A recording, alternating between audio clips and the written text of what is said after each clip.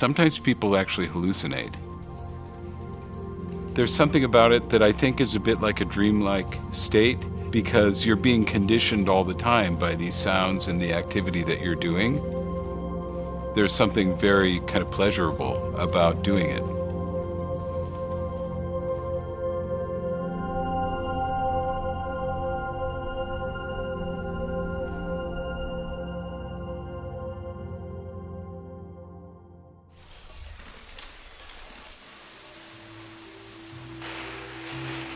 Ricefall is a piece that I made in response to a book I read called Touching the Rock, and it's by an author, John Hull, who was a British professor who was going blind.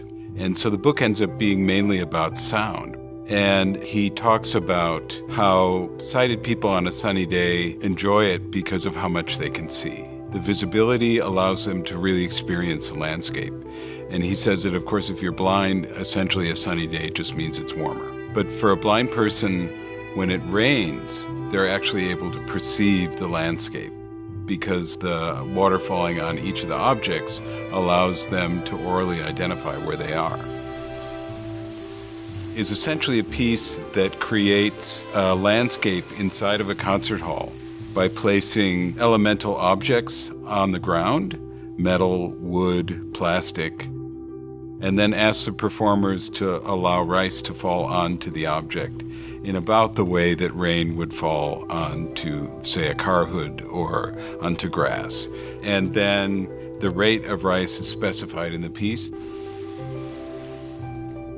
You really can't conduct it. So the effective conductor is a stopwatch, which essentially tells people when to start and when to stop. And there are points at which the intensity changes. And so that's all given in the score according to a time. When rice falls, the moment it leaves your hand, you don't have control over it. And so it's something that at the level at which we really hear it could never be conducted. It can only be kind of channeled or influenced. It can't actually be fully controlled. It's sort of organized as a kind of storm with higher points and lower points. And so the piece is kind of organized in 1-minute units where they change by step from one intensity to another. There's something subjective about the experience because you kind of retreat a bit into yourself even when you're performing.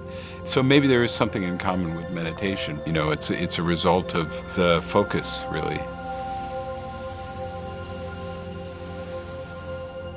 For me, composition is any ordering of sound. But I don't have any problem if somebody says, well, that's not music. What's far more important to me is that they get to have the experience, regardless of whatever it is, whatever we call it.